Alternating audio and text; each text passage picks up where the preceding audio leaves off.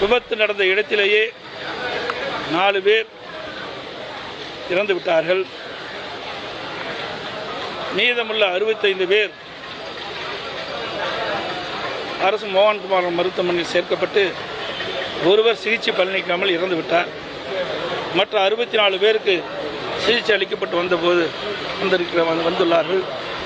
அதில் தற்போது 9 பேர் மருத்துவமனையில் சிகிச்சை பெற்று வருகிறார்கள். அதில் 4 பேர் ஐசியூவில் சிகிச்சை பெற்றுக்கிறாங்க. அனைவரும் விரைவில் குணமடைந்து வீடு திரும்புவார்கள் என்று மருத்துவர் தெரிவித்திருக்கின்றார்கள். இன்னும் ஒரு சிலருக்கு இன்னும் 2-3 நாட்களில் அறுவை சிகிச்சை செய்ய வேண்டிய சூழ்நிலை இருக்கின்றது சொல்லியிருக்கிறார்கள். அவர்களெல்லாம் உரிய முறையில் அறுவை சிகிச்சை செய்யப்பட்டு அவர்கள் விரைவாக குணமடைவதற்கான நடவடிக்கை மேற்கொள்வதாக மருத்துவர்கள் தெரிவித்திருக்கிறார்கள். அதிமுக சார்பில் நிவாரண உதவித்தொகை ஏதாவது அறிவிக்க வாய்ப்பு? அரசாங்கம் தான் அறிவிக்கணும். ஏற்கனவே நான் அறிக்கையின் வாயிலாக தெரிவிச்சிட்டேன்.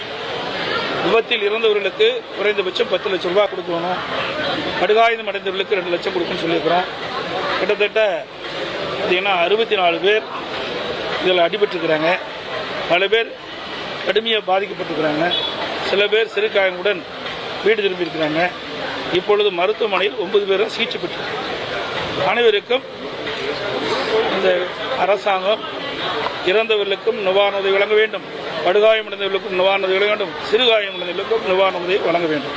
ஏன்னா அத்தனை பேரும் ஏழை மக்கள், வேலைக்கு செல்ல முடியாத ஒரு சூழ்நிலையில் இருக்கின்றார்கள். விபத்தில் சிக்கி அவர்கள் காயமடைந்த காரணத்தினால் வேலைக்கு செல்ல முடியாத ஒரு சூழ்நிலை இருக்கின்ற காரணத்தினால் அதோடு இறந்தவர்கள் அவர்கள் ஏழை குடும்பத்தைச் சேர்ந்தவர்கள்.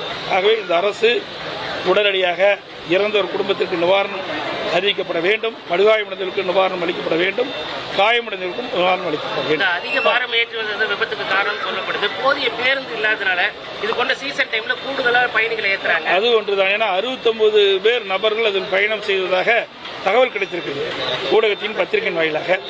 ஆகவே அது மலை பிரதேசமாக இருக்கின்ற காரணத்தில் அதிகமான இன்றைக்கு பயனாளிகளை ஏற்றி வந்த காரணத்தினால் இந்த விபத்தை ஏற்படுத்திக்கலாம் என்று நீங்கள் சொல்வது சரிதான். ஆனால் அது விசாரணையில் அதெல்லாம் தெரியும்.